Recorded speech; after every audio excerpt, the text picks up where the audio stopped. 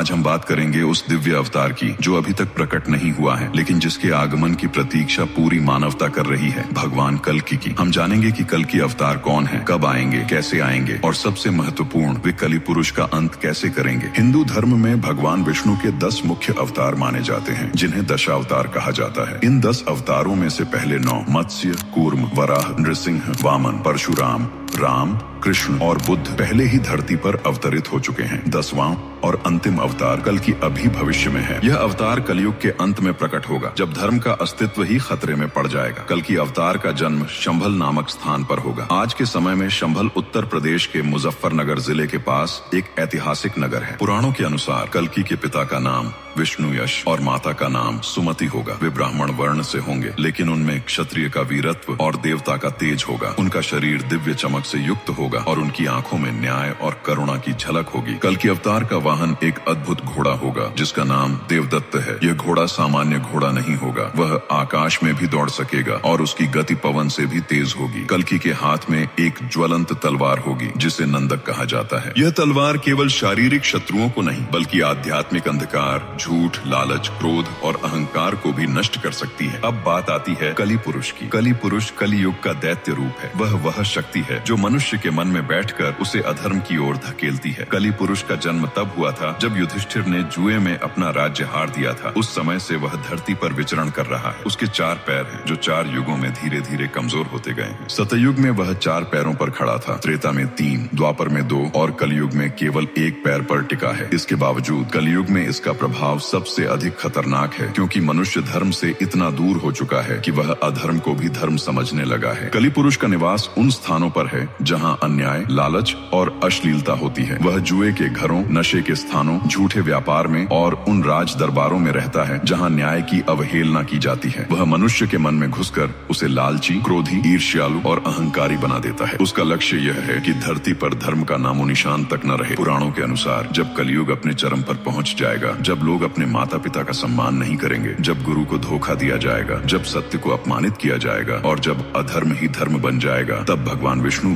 कल्कि अवतार धारण करेंगे। भगवान कल्कि कलि पुरुष का अंत करेंगे। वे अपने दिव्य घोड़े देवदत्त पर सवार होकर धरती पर आएंगे। उनके साथ 4 प्रमुख शिष्य होंगे, युक्ति, विजय, ज्ञान और बल, जो क्रमशः बुद्धि, विजय, ज्ञान और शारीरिक शक्ति के प्रतीक हैं। कल्कि अवतार सीधे कलि पुरुष से युद्ध करेंगे। उनकी तलवार नंदक कलि पुरुष के शरीर को भेद देगी। कलि पुरुष का शरीर धूल में मिल जाएगा और उसका अस्तित्व समाप्त हो जाएगा। कलि पुरुष के वध के साथ ही कलयुग का अंत हो जाएगा। धरती पर फिर से शांति, सत्य, न्याय और धर्म की स्थापना होगी। इसके बाद सतयुग की शुरुआत होगी, वह युग जहाँ मनुष्य की आयु 1 लाख वर्ष तक होगी, जहाँ बीमारी, द्वेष, भय और झूठ का नाम तक नहीं होगा। प्रकृति स्वयं मनुष्य की सहायता करेगी और सभी प्राणी एक दूसरे के साथ सद्भाव में रहेंगे। यह घटना कब होगी, इसका सटीक समय किसी को नहीं मालूम। पुराणों के अनुसार कलयुग की कुल अवधि 30,000 वर्ष है। वर्तमान में कलयुग के लगभग 5,000 वर्ष बीत चुके हैं। इस हिसाब से कल्कि अवतार को आने में अभी लाखों साल बाकी हैं। लेकिन कुछ आध्यात्मिक ग्रंथ और ऋषि मानते हैं कि यह समय गणना आध्यात्मिक अवस्था पर निर्भर करती है, न कि केवल कैलेंडर पर। अगर मानवता अधर्म में तेजी से गिरती रही तो कल्कि अवतार जल्दी भी आ सकते हैं। दोस्तों, जब तक कल्कि अवतार नहीं आते, हमारा कर्तव्य है कि हम अपने जीवन में धर्म का पालन करें। हमें सत्य बोलना चाहिए, माता पिता